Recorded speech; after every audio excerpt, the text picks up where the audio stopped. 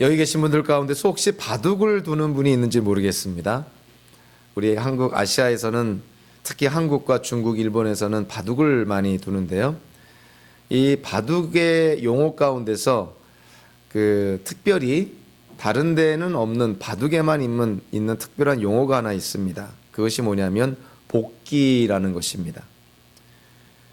두 대국자가 그 대국을 끝났을 때 승패와 관계없이 처음부터 끝까지 순서대로 한 수 한 수를 다시 두면서 같이 대화하고 토의하고 어떤 어려운 장면에서는 서로 의견들도 나누는, 즉 승패의 결과에 구애됨 받지 않고 서로의 그런 어떤 기보, 자기의 어떤 수들을 서로 연구 검토하는, 즉 바둑에서만 볼 수 있는 아주 아름다운 전통, 바둑의 특징 가운데 하나가 복기라는 것입니다. 즉 모든 수들을 한번 되짚어보는 것이고요, 모든 수들의 잘잘못을 따져보는 것이죠. 그래서 아주 독특한 특징의 그러한 복기라는 것이 있습니다. 바둑에서만 복기가 일어나는 것이 아니고요, 저와 여러분들의 인생에 대한 복기가 또 분명히 일어납니다. 성경은 우리의 인생에 대한 하나님의 복기가 있다고 분명히 말씀을 합니다. 우리의 인생도 나중에 하나님 앞에 마지막 심판 때 우리의 인생이 파노라마처럼 다 펼쳐질 때 저와 여러분들이 이 땅을 살아가면서 말했던 것, 행동했던 것, 상상했던 것, 마음에 품었던 것, 좋은 동기, 나쁜 동기, 선과 악, 이 모든 것들이 하나님 앞에 다 펼쳐지게 되고 하나님은 그것을 하나하나 다 되짚어 보는 것이죠. 우리의 인생이 하나님 앞에 다 그대로 드러납니다. 하나님은 우리의 인생을 복기하는 것이죠. 오늘 본문은 그와 같은 우리의 인생의 복기에 대해서 하나의 예를 우리에게 제시합니다. 그것은 다윗의 인생인 것이죠. 우리는 앞에 본문을 통해서요, 다윗이 도망길에 사람들을 통해서 하나님의 격려와 은혜를 받았다는 것을 함께 나눴습니다. 가드 사람 블레셋의 장군 이때를 다윗이 만나게 되고요, 제사장들인 사독과 아비아다를 만나게 되고, 그리고 다윗의 친구이자 모사인 후세를 만나게 됩니다. 그들을 통해 다윗은 힘을 얻고 격려를 받고 또 하나님의 은혜를 누리게 되는 것이죠. 자, 그런데 오늘 본문에서 다윗은 또 다른 부류의 세 사람을 만납니다. 시바라는 사람을 만나고 시므이라는 사람을 만나고, 그리고 간접적이긴 하지만 아히도벨이라는 사람을 만나게 됩니다. 앞장에서는 사람들을 통해 하나님이 다윗에게 은혜를 베풀었고 격려를 했는데, 오늘 본문에서는 다윗이 이 사람들을 통해서 아주 고통스러운 경험을 하게 됩니다. 즉 이 세 사람을 통해서, 이 세 사람과의 경험을 통해서 다윗은 하나님 앞에 자기가 지은 죄들, 자기가 저지른 범죄들, 과오들, 잘못들, 폐역무도한 죄들, 그러한 것들을 다시금 기억이 나게 되고, 하나님은 그와 같은 복기를 통해서 다윗의 인생을 하나하나 치유하고 회복해 나아가시는 것을 보게 됩니다. 다윗이 감람산 올리브산 꼭대기에서 이제 산 비탈길을 내려서 요단강을 건너기 위해서 광야의 나루터로 향하게 됩니다. 우리 한번 지도를 한번 볼까요? 두 번째 지도를 한번 보겠습니다. 자, 지난 15장에서는 이제 다윗이 압살롬의 반란군을 피해서 다윗성을 도망치게 됩니다. 탈출하게 되죠. 그래서 원어적으로 가장 먼 곳이라는 그런 의미의 벤메르악이라는 곳에 도착하게 됩니다. 여기서 다윗은 일행과 함께 이 기드론 시내를 건너서 올리브산 꼭대기에 올라가게 되죠. 이 올리브산 꼭대기에 올라간 것까지가 사무엘기하 15장까지의 내용이었는데요. 자, 오늘 본문은 이제 여기서부터 이 올리브산 이 비탈길을 따라서 다윗 일행이 이제 망명길에 오르게 됩니다. 이 망명길에 오를 때 산비탈을 내려갈 때 제일 먼저 만난 사람이 무비보셋의 종 시바를 만나게 되죠. 그리고 나중에 이제 우리 본문 또 보겠지만 바우림이라는 마을에서 시므이라는 사람을 만나게 되고요, 이 바우림을 통해서 이 요단강을 건너는 광야의 나루터까지 가게 됩니다. 그래서 결국 다윗이 자기 아들 압살롬의 반란을 피해서 요단강을 건너 마하나임이라는 곳까지 피신하게 되는 것이죠. 그래서 결국 나중에 다윗의 군대와 압살롬의 이 반란군이 전쟁을 치르게 되고 거기서 다윗 군대가 승리함으로 다윗은 다시 다윗 궁전으로 돌아오게 됩니다. 자, 오늘 본문에서 산비탈을 내려오다가 다윗이 만난 첫 번째 사람이 누구냐면 시바라는 사람입니다. 혹시 기억날지 모르겠는데요. 사울의 손자이자 요나단의 아들 가운데 두 다리를 저는 그런 장애자가 있었습니다. 무비보셋이라는 사람이 있었죠.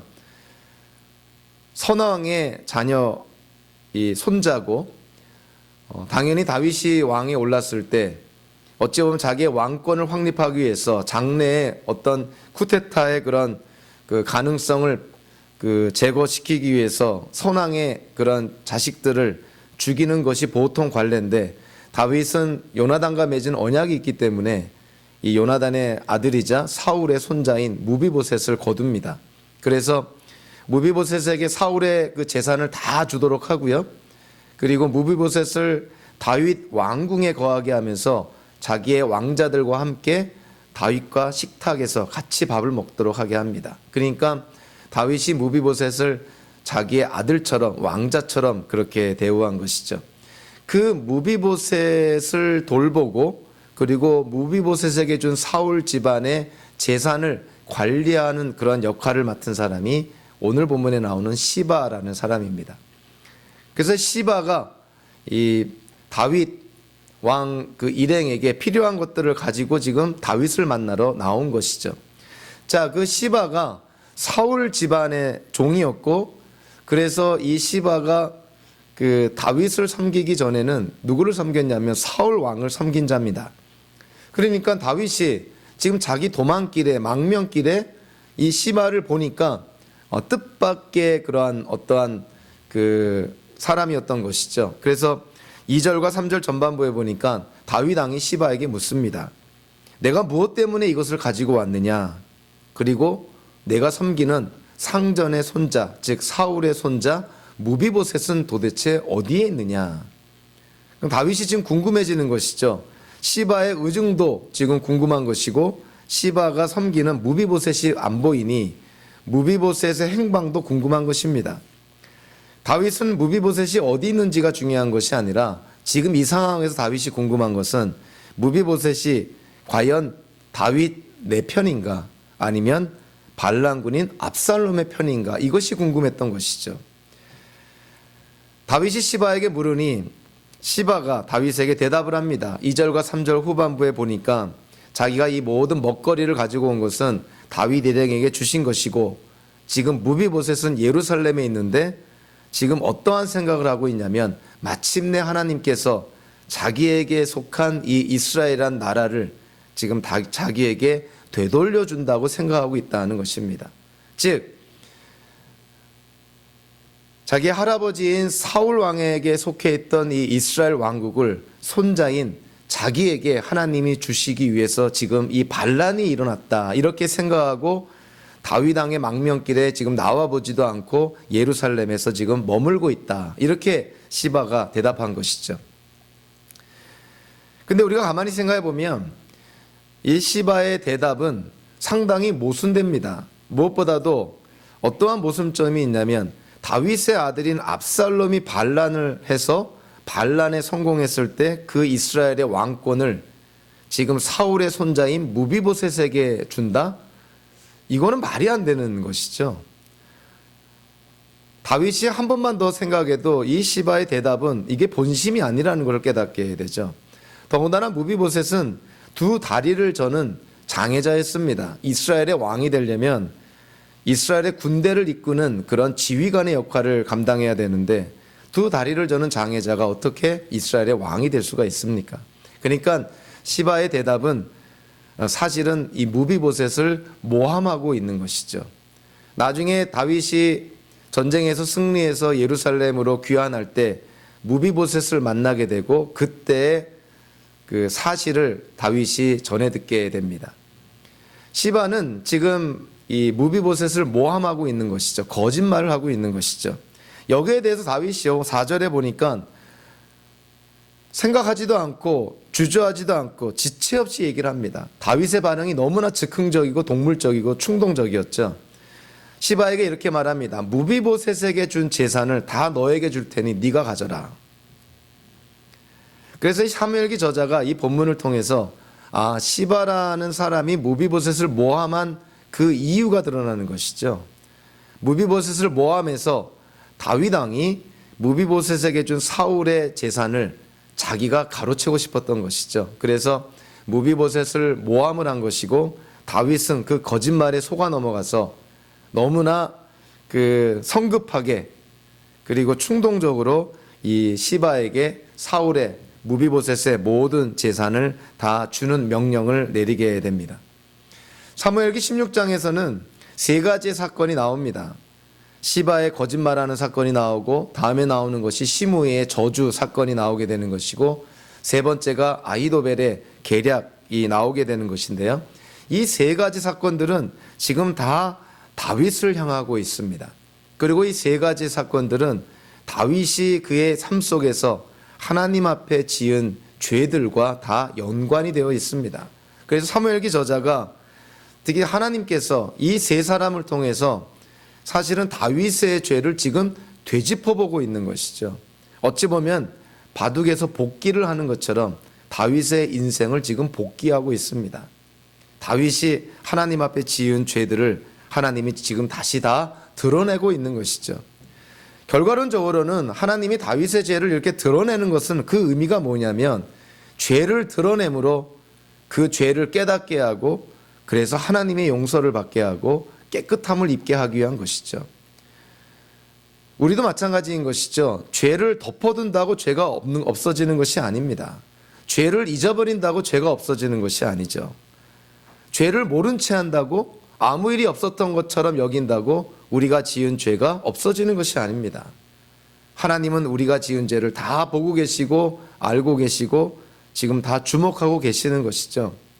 다윗은 시바의 거짓말에 속아 넘어갑니다. 그래서 무비보셋의 재산을 시바에게 다 넘겨줍니다. 다윗의 인생 속에 하나님 앞에 심각한 거짓말을 한 죄, 거짓말이 다윗의 인생 속에 큰 어려움을 준 그 사건이 과연 뭐가 있을까? 특별히 다윗 집안에 일어난 이런 칼부림과 이런 피바람, 거기에 원인이 됐던 사건이 밧세바와의 간음죄인데요. 다윗이 그 간음죄를 숨기기 위해서 밧세바의 남편인 우리아에게 거짓말을 하게 되죠. 결국 우리아는 다윗이 밧세바와 간음했다는 그러한 어떤 사실을 깨닫지도 못한 상태에서 다윗의 계략에 의해서 모략에 의해서 전쟁터에서 죽게 됩니다. 다윗은 1차적으로는 우리아에게 거짓말을 했고요. 좀 더 일반적으로 얘기를 하면 이스라엘 민족, 이스라엘 백성들 모두에게 거짓말을 한 것이죠. 다윗이 그 거짓말로 말미암아 일어난 그 비극적인 사건들, 사실 오늘 시바의 거짓말에 다윗이 속아 넘어감으로 말미암아 이 사무엘기 저자가 다윗의 그 죄를 지금 다시금 복기하고 있는 것이죠. 하나님이 다윗의 그 사건을 다시금 되짚어보고 있는 것이죠. 사무엘기서에는 나와 있지는 않지만 이러한 어떤 경험들을 통해서 다윗도 자기의 죄를 다시 한번 돌아보지 않았을까, 그렇게 우리가 쉽게 추측이 됩니다. 다윗이 시바를 만나고 나서 이제 그 올리브산 산 비탈길을 내려오고 나서 바후림이라는 곳에 도착하게 됩니다. 이 바후림이라는 곳은 이 베냐민 지파에게 속한 마을이었고요. 이 베냐민 지파가 바로 사울 집안의 지파였죠. 그래서 이 바후림이라는 데에는 아직도 사울 집안에 속한 사람들이 많이 살고 있었습니다. 그 중에 하나가 누구냐면 오늘 본문 5절에 나와 있는 것처럼 사울 집안의 친척인 게라의 아들로 묘사된 시므이라는 사람입니다. 이 시므이라는 사람이 다윗이 압살롬의 반란군을 피해서 지금 도망가고 있다는 소식을 듣고 쫓아나옵니다. 그래서 바후림에 도착한 다윗과 그의 일행을 향하여서 욕설을 퍼붓고 저주를 퍼붓는 것이죠. 시므이의 저주의 내용은 아주 끔찍합니다. 한마디로 이런 것이죠. 이 피비린내 나는 살인자, 사울 집안 사람들을 다 죽인 자, 그리고 사울의 왕국을 차지하고 도적질한 자, 이렇게 지금 비난하고 있는 것입니다. 그러나 우리는 사무엘기 상하를 통해서요, 하나님께서 어떻게 다윗에게 이스라엘의 왕으로 세워주시고 또 어떠한 과정을 통해서 다윗이 왕이 됐는지를 우리는 잘 알고 있습니다. 사울이 죽은 것, 블레셋 군대와 전쟁에서 블레셋 군인들로부터 죽은 것이죠. 사울의 아들 이스보셋이 죽은 것, 그의 부하들에 의해서 살인을 당하게 됩니다. 그리고 사울의 그런 군대 장관이자 또 이스보셋의 신복 중에 하나였던 아브넬, 그 아브넬의 죽음도 다윗과는 관계가 없는 요압에 의해서 죽임을 당하게 되죠. 그래서 사울 왕이나 이스보셋이나 아브넬이나 사울 집안의 사람들의 죽음과 다윗과 직접적인 관계가 있는 것은 하나도 없습니다. 그런데 이 시므이라는 사람은 베냐민 지파 사울 집안에 있던 왕권이 지금 유다 지파 다윗 집안에 넘어간 거에 대해서 지금 객관성을 잃어버리고 그냥 자의적으로 주관적으로 서브젝티브하게 그렇게 판단하고 다윗을 지금 정죄하고 저주하고 있는 것이죠. 그러니까 시므이의 이 다윗을 향한 이 저주는 전혀 사실에 근거한 것이 아니고요, 객관적이지도 않고 어찌 보면 굉장히 감정적이고 주관적이고 자의적인 그러한 어떤 해석에 의한 이 다윗을 향한 저주다, 이렇게 이해가 됩니다. 한국에서도 지금 이전 정권에 대한 어떠한 여러 가지 규정, 비리와 부정들, 이 불법과 탈법, 이런 것들이 많이 드러나고 있죠. 그래서 거기에 따라서 지금 징계를 받고 감옥에 보내기도 하고 앞으로도 여러 재판이 벌어지겠죠. 자, 이것을 바라볼 때 우리 국민들은 대개 두 그런 관점으로 바라봅니다. 아, 이거는 적폐청산이다. 과거에 잘못된 것들, 앞으로 미래를 위해서 이 쓰레기 같은 것들을 우리가 잘 치워야 된다. 그래서 과거의 적폐를 청산하는 그러한 차원에서 긍정적으로 바라보는 사람들도 있고, 그러나 똑같은 어떠한 그런 일어난 사건도요, 바라보는 사람에 따라서는 이거는 적폐청산이라기보다도 이거는 일종의 보복행위가 아니냐, 과거 정권에 대한 보복행위가 아니냐, 또 이렇게 바라보는 사람도 있습니다. 자, 어떠한 관점을 갖고 바라보느냐에 따라서 같은 사건, 같은 일도 해석이 전혀 달라지는 것이죠. 그래서 우리가 이 땅을 살 때 우리에게 주어진 여러 가지 사실들, 사건들, 또 정보들, 데이터들, 이런 것들을 우리가 다 바라보면서 그런 걸 전체를 우리가 아우르면서 사실에 기초한 객관적인 그러한 관점으로 우리에게 일어난 일들을 평가할 수 있어야 된다는 것이죠. 그것이 우리 현대인들에게 필요한 분별력입니다. 무엇이 옳고 무엇이 그른가. 시므이처럼 감정에 치우쳐서 충동적으로 자기 집안, 자기 지파의 관점으로만 이스라엘의 역사를 바라보는 그러한 왜곡된 해석이 아니라 정말 객관적인 그러한 생각, 어찌 보면은 이스라엘이란 나라의 미래를 바라보면서 더 나아가서 하나님의 관점으로 일어나는 일들을 바라봐야 정확하게 사실들을 파악할 수가 있고 사태를 우리가 분별할 수가 있게 되는 것이죠. 그래서 저와 여러분들이 앞으로 살 때에도 어떠한 일어난 사건들을 우리가 나름대로 판단하고 평가하고 분별할 때 하나님의 마음으로, 하나님의 지혜로, 그리고 성경의 가르침과 성경의 원리에 의해서 판단하고 평가를 내려야 됩니다. 내 기준, 내 감정, 내 경험, 내 입장에서 우리 세상에 일어나는 일들을 판단하고 평가한다면 그거는 시므이처럼 왜곡되기가 십상이고 객관적이지 않는 잘못된 판단을 내릴 수가 있다는 것이죠. 시므이가 다윗으로 하여금 다윗의 입장에서 보면 참으로 억울한 그런 욕설과 저주를 받게 됩니다. 자기가 아무런 관계가 없는 그런 어떤 욕설과 저주를 받게 되죠. 억울하기 짝이 없습니다. 그런데 여기에 대해서 다윗의 반응이 놀랍습니다. 우리 같았으면 주변의 군인들을 통해서, 특별히 아비새라는 그런 장군 같은 경우는 자기가 저 시므이를 죽이겠다고까지 했는데 다윗은 그를 말립니다. 저 시므이를 살려주라는 것이죠. 자, 그러면서 이 다윗의 태도가 참 놀랍습니다. 시므이가 나를 이렇게 저주하는 것은 하나님이 시켜서 나를 지금 저주하는 것인지도 모른다는 것이죠. 시므이로부터 저런 저주를 받는 것은 하나님의 뜻인지도 모르겠다. 그러면서 다윗은 더 뭐라고 말하고 있냐면, 그런데 하나님의 뜻이 계시면 시므이가 나한테 한 저 저주 대신에 하나님의 축복을 내가 받을지도 모르지 않느냐. 내 아들도 나를 반역하는데 저 베냐민 지파 사람이 나를 욕설하고 나에게 저주를 퍼붓는 거, 그거 아비새 네가 관여할 일이 아니다. 정말 성인군자와 같은 그러한 모습을 보입니다. 여기에 대해서 우리가 두 가지 측면을 다 고려하지 않을 수가 없는데, 첫 번째로 다윗이 고난 중에서 신앙이 많이 성숙해졌구나. 자기에게 일어난 억울한 일조차도 하나님의 관점에서 바라보는 어떤 신앙적인 어떤 그런 성숙, 그렇게 이 장면을 해석할 수도 있습니다. 그러나 또 하나, 오늘 이 본면에 나와 있지는 않지만 그 이면, 그 밑바닥에는 또 정치적인 그러한 측면도 있지 않나, 이렇게 바라보는 학자들도 있습니다. 자, 시므이가 누구냐면 다윗 집안과 오랫동안 갈등 속에 있었던 사울 집안의 사람입니다. 만약에 시므이가 한 욕설과 저주에 다윗이 화가 나서 그 자리에서 시므이를 죽였다면 지금 망명길, 도망길에 나선 다윗에게 사울 집안 전체는 원수가 돼버리는 것이죠.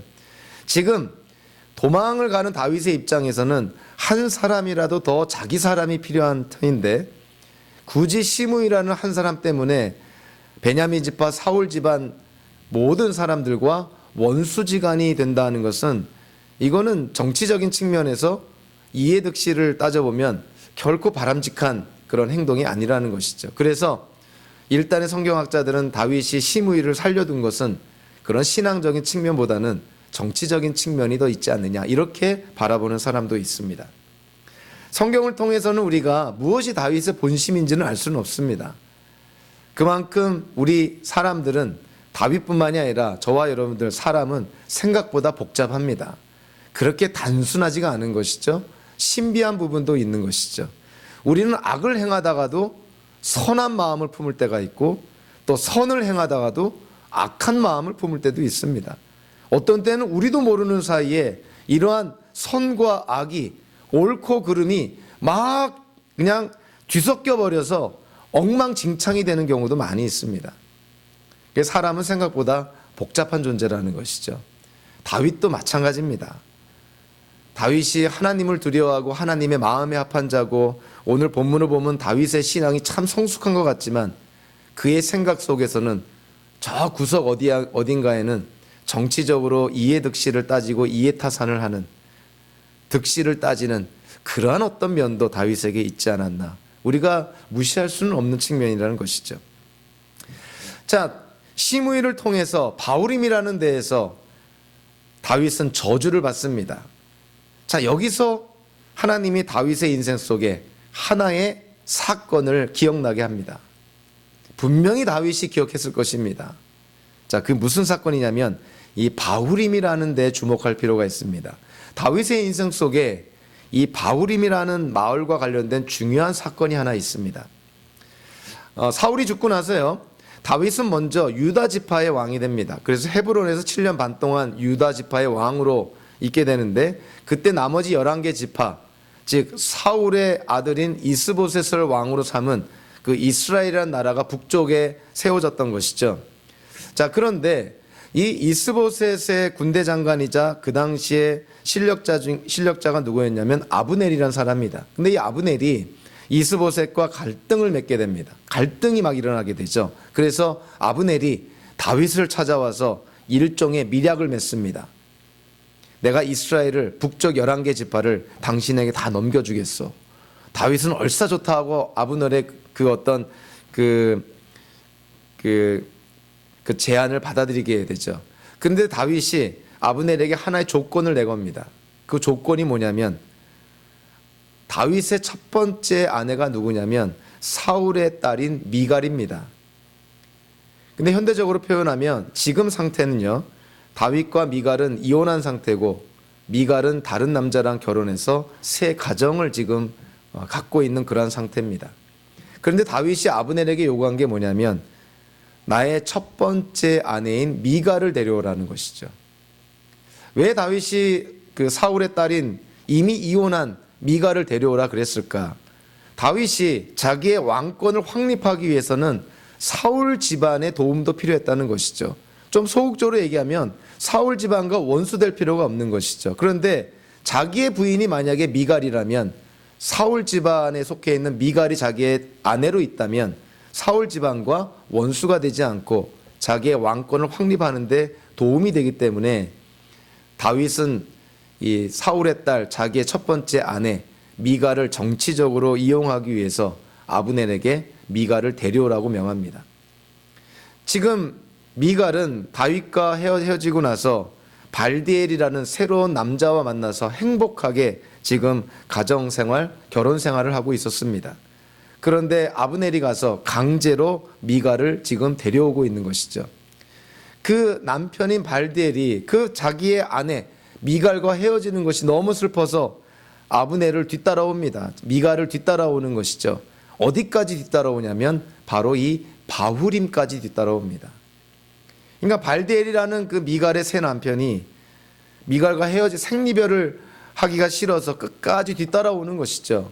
바후림에 왔을 때 아브넬이 이 발디엘이라는 미갈의 남편에게 명해서 돌아가게 합니다. 그래서 그 바후림에서 미갈과 발디엘 부부간에 생리별이 일어나게 되는 것이죠.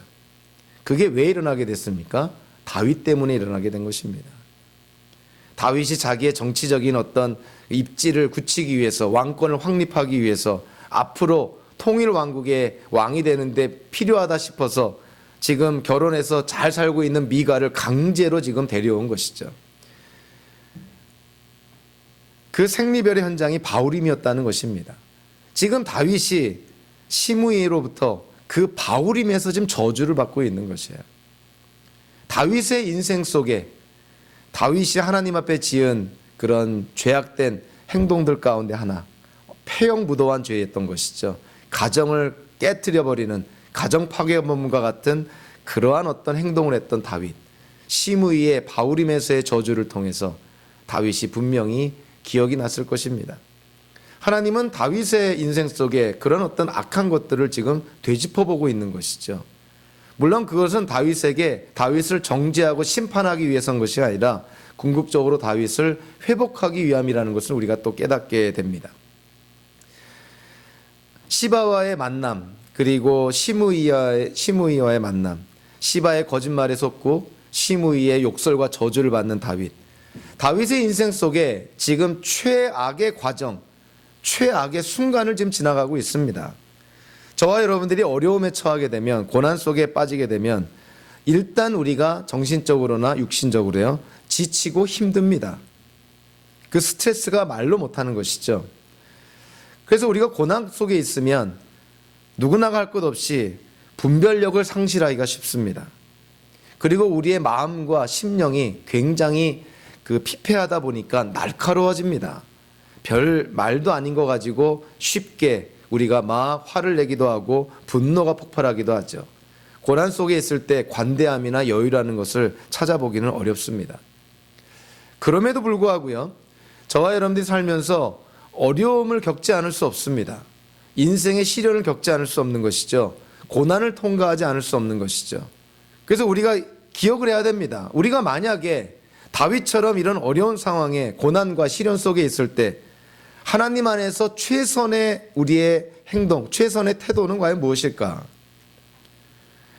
다윗이 분별력을 잃어가지고 시바의 거짓말에 그냥 넘어가는 그러한 실수는 우리가 버리지 말아야 되겠죠. 그래서 첫째로 다윗의 삶을 통해서 우리가 깨닫는 것, 우리가 혹여라도 고난 속에, 시련 속에 있다면 일단은 최선을 다해서 우리가 신중해야 됩니다.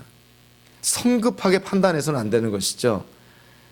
감정적으로, 충동적으로, 본능적으로 그렇게 판단해서는 안 되는 것이죠. 그래서 여러분들 어려운 상황 속에 있을수록, 고난 속에 있을수록 더 신중해야 됩니다. 더 돌다리도 두들겨보고 가야 되는 것이죠. 두 번째로요, 다윗이 시므이에게 욕설과 저주를 받으면서 참 하나님 안에서 인내하는 모습을 보게 됩니다. 우리가 고난 속에, 어려움 속에, 시련과 시험 속에 있을 때, 고통 속에 있을 때, 그때 우리는 더 인내해야 됩니다. 만약에 인내를 잃어버리고 참지 못하고 우리의 그냥 기분과 감정대로 일을 처리해 버린다면 열이면 열 나중에 후회하게 될 겁니다.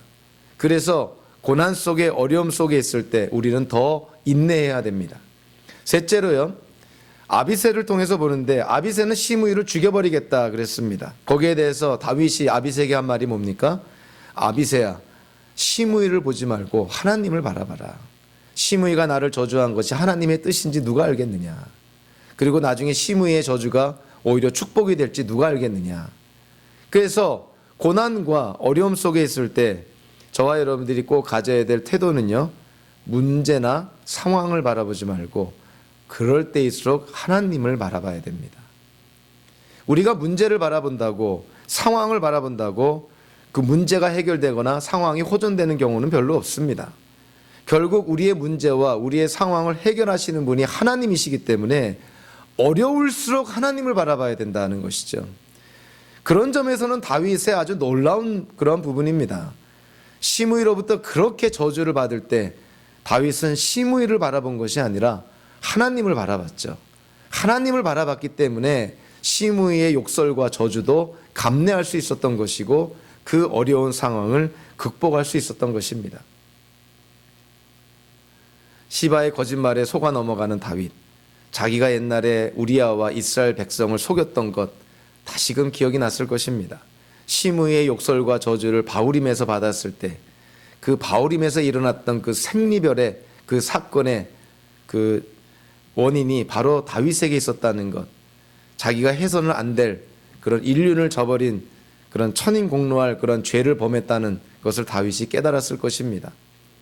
우리가 가끔씩 영화를 보면요, 그 스크린에 두 장면이 동시에 나올 때가 있습니다. 그것은 우리에게 뭘 보여주기 위한 거냐면 두 개의 사건이 동시에 일어나는 걸 보여줄 때 화면이 양분되어서 두 사건을 우리에게 함께 보여줍니다. 자, 오늘 이 본문도 그런 것인데요. 다윗이 이 올리브산을 이렇게 내려가다가 시바를 만나고 시므이를 만나고 그리고 바후림이라는 마을을 거쳐서 요단강 광야의 나루토로 이렇게 막 도망가는 그때 동시에 예루살렘 다윗 궁에서는 지금 무슨 일이 벌어지고 있는가? 그것이 오늘 보면 15절부터 23절까지의 내용입니다. 동시에 일어나고 있는 것이죠. 압살롬의 반란군이 마침내 예루살렘에 입성합니다. 다윗은 도망갔고 압살롬이 자기의 반란군을 이끌고 예루살렘에 입성하게 됩니다. 예루살렘에 입성을 할 때 다윗을 따르는 사람들은 이미 다 다윗 따라 도망갔고요. 지금 다윗성에, 다윗 왕궁에, 예루살렘 성에 남아있는 사람들은 쉽게 말하면 열이면 아홉이 다 압살롬을 지지하는, 즉 반란에 참여한 사람들이다, 이렇게 볼 수가 있는 것이죠. 여기에 아주 소수의 사람들이, 그루터기와 같은 아주 소수의 사람들이 다윗을 지지하는 사람들이 남아 있습니다. 원하든 원하지 않던 간에 지금 다윗 왕궁에 남아있는 10명의 다윗의 후궁들, 그리고 사독과 아비아달 그 두 제사장, 그리고 그의 두 아들, 그리고 다윗의 친구이자 모사인 후세, 그러니까 표면적으로는 한 15명 정도만 다윗을 지지하고요, 나머지는 다 예루살렘의 다윗 왕궁에 있는 모든 사람들이 압살롬을 지지하고 있다, 이렇게 봐도 무방한 그런 상황이었던 것이죠. 압살롬이 반란군을 이끌고 다윗성에 입성하게 됩니다. 다윗 궁전에 들어가게 되죠. 자, 압살롬이 제일 먼저 만난 사람, 압살롬과 그 반란군을 환영한 사람, 그 누구라고 나와 있냐면 15절부터 보니까 다윗의 친구인 후세가 압살롬을 환영합니다. 물론 이것은 계략에 의한 것이죠. 정말 압살롬을 왕으로 여겨서 그런 것이 아니라 다윗에게로부터 어떠한 사명을 받아서 나중에 이 다윗이 이 예루살렘 성으로 귀환하는 데 있어서 후세가 아주 큰 역할을 감당하는 것이죠. 여기서 굉장히 우리에게 묘한 그런 뉘앙스를 주는 말들을 합니다. 이 후세가 압살롬을 만났을 때 16절에 보니까 압살롬을 향하여서 임금님 만세, 임금님 만세 그럽니다. 그리고 18절에 보니까 주님께서 뽑으시고 이 백성과 온 이스라엘 사람이 뽑아 세운 분, 이렇게 묘사를 합니다. 그런데 놀랍게도 또 의아하게도 이 16절과 18절에서는 압살롬이라는 이름이 나와 있질 않아요. 그러니까 후세가 임금님이라고 얘기했을 때 후세의 마음은 누구를 임금이라고 생각했을까? 그리고 하나님이 뽑으시고 백성과 이스라엘이 뽑아 세운 사람, 그 사람이 과연 후세에게는 누가 그 사람일까? 압살롬은 지금 자기를 향하여서 후세가 임금이라고 하나님이 뽑아 세운 사람이라고 그렇게 이해를 했지만 후세의 심중에는 압살롬 당신이 아니라 다윗이 나의 임금이고 다윗이 하나님이 뽑아 세운 사람입니다. 결국 후세의 지혜로 말미암아 결국은 다윗이 이 예루살렘 이 다윗 궁전으로 나중에 귀환하게 되는 것이죠. 예루살렘에 입성한 이 압살롬, 자 후세를 만나서 후세의 그런 어떤 어찌 보면 속임수죠. 속임수에 넘어갑니다. 그래서 후세를 자기의 어떤 모사, 참모진으로 그렇게 받아들이게 됩니다. 여기에 대해서도 우리가 좀 생각해 볼 필요가 있습니다. 압살롬이 왜 다윗의 친구이자 모사였던 참모였던 후세를 왜 이렇게 쉽게 믿었을까? 여기에는 좀 여러 가지 생각이 듭니다. 압살롬이 아마 그런 생각도 했을 것 같아요. 아들인 나도 내 아버지를 지금 반역하는데 뭐 친구가 친구를 배신하는 거 그게 뭐 별 대수겠느냐. 아마 이런 생각이 들지 않았을까. 압살롬도 다윗과 마찬가지로 이러한 때 한 명이라도 더 지지자를 확보하는 것이 중요하지 않나. 이러한 생각에 다윗의 친구이자 다윗의 참모였던 후세를 너무나 쉽게 받아들인 것이 아닌가. 이렇게 우리가 좀 합리적으로 한번 추측해 볼 수가 있습니다. 그러나 성경을 통해서 보면 그거보다 더 중요한 이유가 있는데요. 그것이 뭐냐면 다윗이 도망갈 때 소식을 듣게 됩니다. 아히도벨이 이 압살롬의 반란군에 참여했습니다. 즉 아히도벨이 배반했다는 소식을 듣습니다. 아히도벨은 다윗의 최고의 참모 중에 하나였죠. 그래서 하나님께 다윗이 기도합니다. 하나님, 이 아히도벨의 계략을 물리쳐 주십시오. 그 다윗의 기도에 하나님의 응답으로 나타난 사람이 누구냐면 후세였던 것이죠.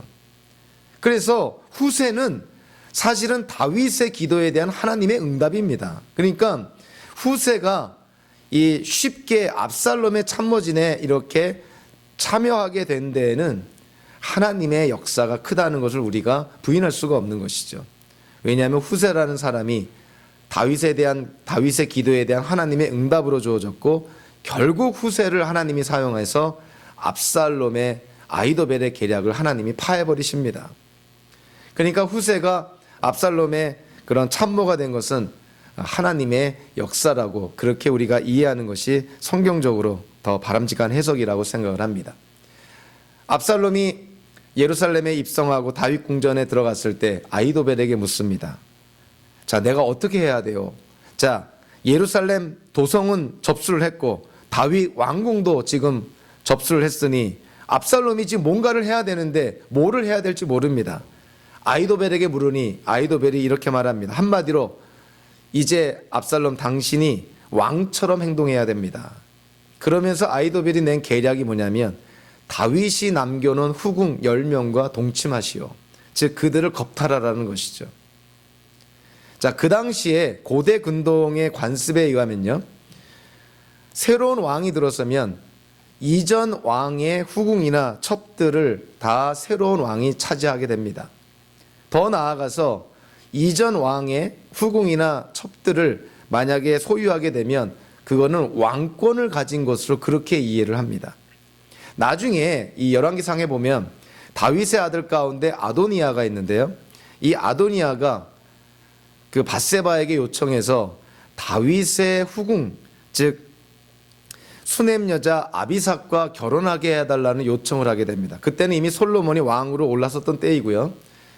솔로몬의 형인 아도니아가 그 아버지인 그 다윗의 후궁 아비삭과 결혼하게 해달라는 요청을 하게 됩니다. 자, 이 말을 들었을 때 솔로몬이 어떠한 반응을 보이냐면 이거는 단순히 그 아비삭이라는 여인과 결혼하겠다는 의도가 아니라 솔로몬의 왕권을 지금 위협하는 행동으로 바라봅니다.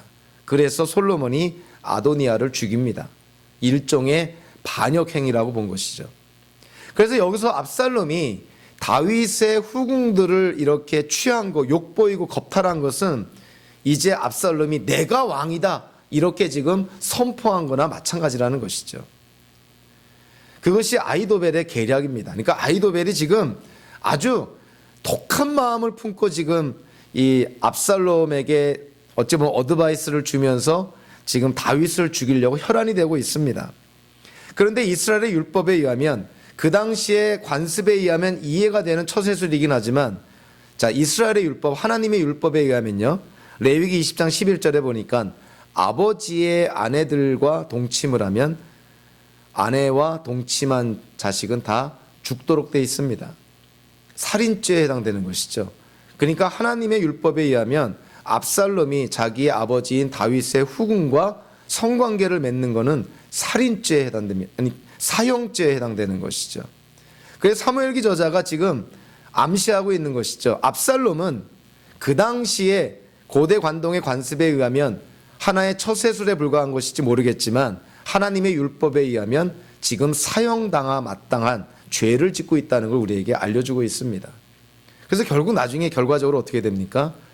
다윗 군대와 압살롬 군대가 전쟁을 벌이게 됐을 때 압살롬 군대가 패하게 되고 그 전쟁터에서 압살롬은 죽임을 당하게 되죠. 결국 하나님의 율법이 그냥 전쟁터에서 이루어지고 성취가 된 것이죠.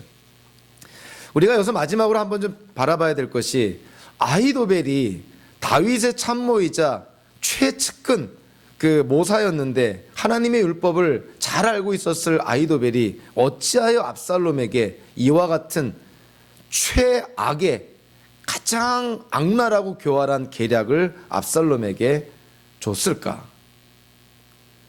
이거는 개인적인 감정, 개인적인 어떤 그런 복수의 마음이 아니고서는 이러한 계략이 나올 수가 없다고 생각을 합니다.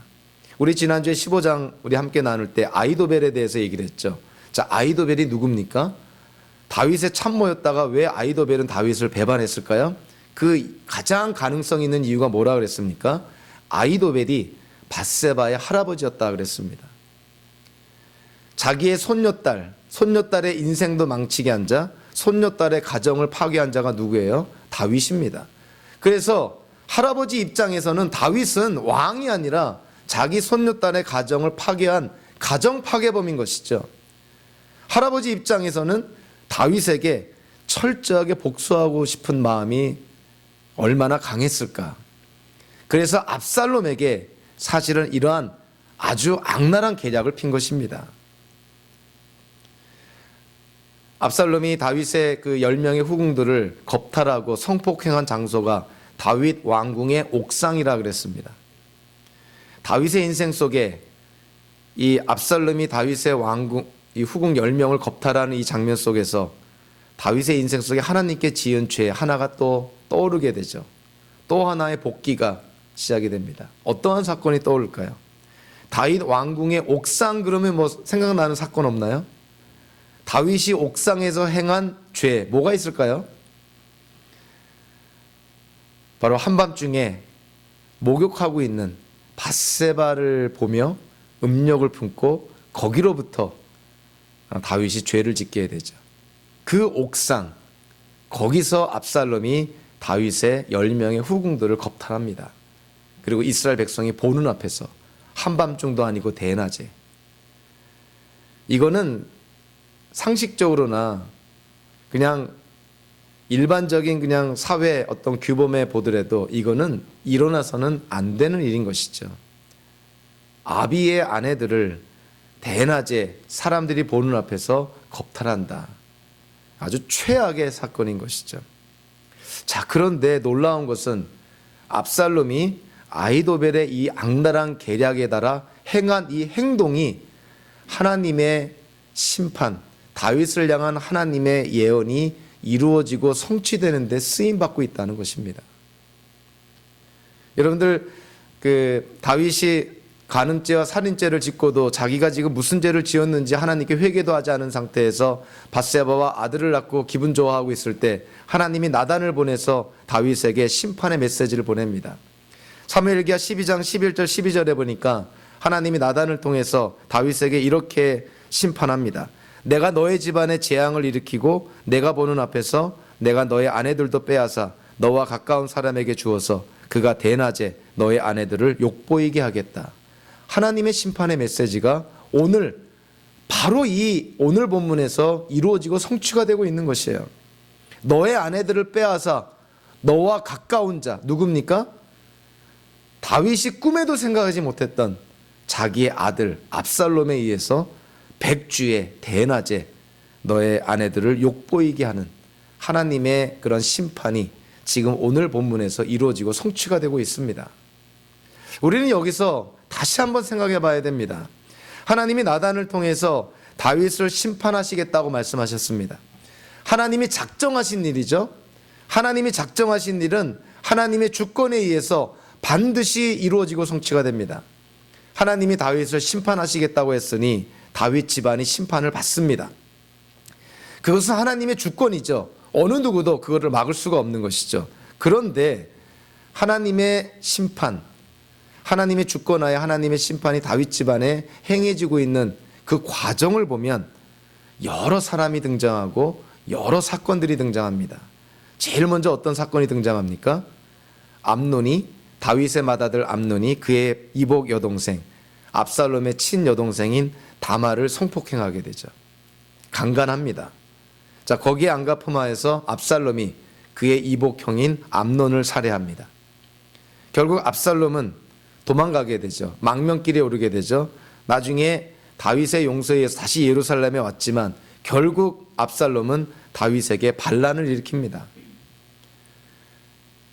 압살롬의 반란군에 피해서 다윗이 도망갈 때 다윗이 내린 결정이 뭡니까? 자기를 따르는 사람들을 다 데리고 떠났는데 다윗 궁전에 10명의 후궁을 남겨놓고 떠납니다. 그것은 다윗의 선택이었던 것이죠. 그런데 오늘 본문에 보니까 아히도벨의 그 악랄한 계략으로 압살롬이 다윗 왕궁에 남겨진 그 다윗의 10명의 후궁들을 다 겁탈하고 강간하게 됩니다. 그러면서 하나님의 심판이 이루어지고 성취가 되는 것이죠. 그래서 여기서 우리가 질문해야 되는 것이, 자, 하나님이 하나님의 그런 예언 심판을 이루고 성취하기 위해서 암논의 마음을 하나님이 주장해서 다말을 성폭행하게 하셨나? 압살롬의 마음을 하나님이 주장하셔서 암논을 죽이게 하셨나? 압살롬의 마음을 하나님이 주장해서 다윗에게 반란을 일으키게 하셨나? 다윗 왕의 마음을 주장해서 10명의 후궁을 남기도록 하셨나? 아히도벨의 마음을 하나님이 주장해서 압살롬으로 하여금 다윗의 10명의 후궁들을 겁탈하게 만들었나? 여러분들 어떻게 생각합니까? 이 모든 죄와 이 모든 악이 다 하나님께 원인이 있습니까?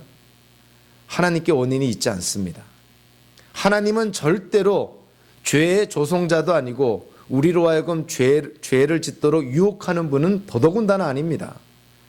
여기서 우리는 우리의 이해와 논리를 뛰어넘는 정말 신비한 관계를 우리가 목격하게 되죠.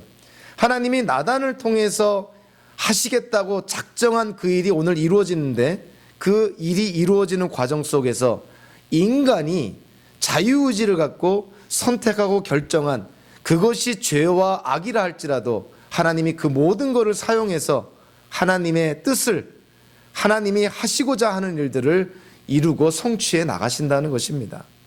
하나님의 주권과 인간의 책임이 정말 균형 있게 나타나는 것이죠. 이거는 우리가 선을 그어서 완벽하게 이해하기 어려운 아주 신비한 부분입니다.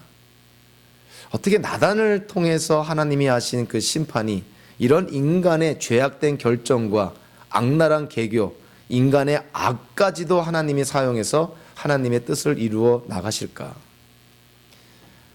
놀라운 그러한 신비한 부분인 것이죠. 이와 유사하게 우리는 이 가나안 땅을 이스라엘 민족이 정복하는 것에 대해서 우리가 성경적으로 이해해 볼 필요가 있습니다. 일단은요, 하나님이 이스라엘 민족에게 출애굽하게 해서 가나안 땅을 허락하시는데 그 가나안 땅을 허락하신 이유가 뭐냐면 하나님이 아브라함에게 한 약속의 성취입니다. 하나님이 아브라함에게 약속합니다. 너 후에 후손 4대가 지나고 나서 정확하게 430년이 지나고 나서 너의 후손들이 이 땅에 들어올 것이다. 내가 너의 후손들에게 이 땅을 가나안 땅을 주겠다. 이렇게 하나님이 말씀합니다. 그 약속의 성취가 일어난 것이죠. 그런데 신명기를 통해서 보니까 하나님께서 이스라엘 백성에게 뭐라고 말씀하고 있냐면 하나님이 너에게 이 가나안 땅을 주는 것은 너희가 착하고 선해서가 아니라 가나안 땅에 살고 있는 그러한 사람들의 죄가 악하기 때문에 죄와 악에 대한 심판으로 하나님이 그들을 쫓아낸다는 것이에요. 그러니까 이스라엘 민족이 가나안 땅을 정복하는 데에는 두 가지의 사건이 동시에 일어납니다. 아브라함에게 의한 약속이 이루어지고 성취가 되고 있죠. 또 하나는 가나안 족속들의 죄에 대한 하나님의 징계가 동시에 일어나고 있다는 거예요. 이거는 인간의 논리로 풀 수 없는 아주 신비한 하나님의 역사입니다. 하나님이 세계의 역사 속에 이렇게 간섭하는 것이죠. 오늘 본문도 마찬가지인 것이죠. 나단을 통해서 한 하나님의 심판의 메시지가 이루어지고 성취가 되는데 그 과정 속에 인간의 죄와 악, 인간의 악랄한 계교, 인간의 잘못된 선택과 결정, 이 모든 것들이 다 하나님께 쓰임받아 결국 하나님의 그런 심판을 이루고 성취하고 있다는 것입니다. 사무엘기 16장은요. 시바의 거짓말, 시므이의 저자, 시므이의 저주, 아히도벨의 계략, 이 세 가지 사건이 다 다윗의 인생 속에 다윗이 저지른 죄를 다 기억나게 합니다. 다윗의 인생을 지금 복기하고 있는 것이죠. 한 수 한 수 돌아보게 만듭니다. 하나님이 다윗을 회복시키기 위한 것이죠. 마치 예수님께서 갈릴리 바닷가 호숫가에 가셔서 낚시질하고 있고 어부 노릇하고 있는 베드로를 찾아가서 그가 다구이기 전에 예수님을 3번 부인했던 것을 다 일깨워주면서 예수님이 내가 나를 사랑하느냐 3번이나 물으면서 이 베드로의 사도직을 회복시켜줍니다. 베드로는 고통스러운 순간이었지만 그 고통스러운 순간을 통해서 예수님의 용서함을 받고 예수님께로부터 사도직을 다시금 회복받는 것이죠. 저와 여러분들의 인생도요, 나중에 하나님에 의해서 다 복귀됩니다. 우리가 이 땅을 살면서 살아온 모든 인생의 발자취가 하나님에 의해서 다 심판을 받는 것이죠. 히브리서 기자가 뭐라고 말합니까? 사람이 죽는 것은 정해진 일이요, 인간이 죽음을 피할 수 있는 방법은 없는 것이죠. 우리 모두 다 죽게 되는데 죽은 후에 뭐가 있다고요? 심판이 있다, 이렇게 말합니다. 예수님께서 양과 염소의 비유를 통해서 하나님이 우리를 심판할 때 그 기준이 뭐라고 되어 있냐면 우리의 행위라고 말하고 있습니다. 요한계시록 20장에서 사도 요한이 마지막 날에 마지막 심판 때 일어날 사건을 환상 가운데 보게 됩니다. 그것을 기록한 것이 요한계시록 20장인데 그 20장에 보니까 산자나 죽은 자나 하나님 앞에 심판받을 때 그 기준이 뭐냐면 사람들의 행위라는 것이죠. 인간의 행위로 우리가 하나님 앞에 심판을 받을 때 어느 누가 하나님 앞에 나 죄 없습니다, 나 의롭습니다, 나 구원받을 자격이 있습니다, 이렇게 얘기할 수 있는 사람은 한 사람도 없다는 것이죠. 그래서 사도 바울이 선포하는 것이죠. 모든 사람이 하나님의 영광에 이르지 못한다, 하나님의 기준에 이르지 못한다는 것이죠. 우리의 행위로 죄사함을 받고 구원과 영생을 받을 사람은 한 명도 없다는 것입니다. 그래서 모든 사람이 마지막 심판 때 그들의 죄가 다 드러났을 때 하나님이 모든 사람의 인생을 복귀하면서 그들의 죄를 다 드러냈을 때 억울하다고 얘기할 사람은 한 명도 없는 것입니다. 내가 지은 죄에 대한 대가를 치르는 것이니 누가 그거를 억울하다 여기겠어요?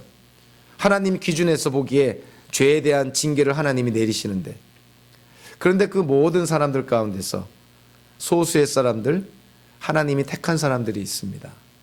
하나님의 무조건적인 선택이고 하나님의 은혜로 선택받은 사람들이죠. 현대의 기독교인들인 것이죠. 하나님의 은혜로 우리는 하나님의 부르심을 받아 하나님의 자녀가 됐고 새롭게 태어났고, 그래서 우리가 예수를 믿음으로 죄사함과 구원과 영생을 약속받게 되는 것이죠. 그래서 마지막 날에 마지막 심판 때 우리의 행위도 다 드러나겠지만 하나님 앞에 지은 모든 죄는 예수 그리스도의 대속의 죽음으로 다 사함받게 되고, 우리의 삶 속에서 하나님 앞에 드러나는 것이 뭐가 드러나겠습니까? 우리가 이 땅을 살면서 조금이라도 하나님께 순종한, 조금이라도 하나님 보시기에 의로운 행동, 그와 같은 것들이 드러나겠죠. 그래서 하나님께서 그와 같은 것들을 축복해 주십니다.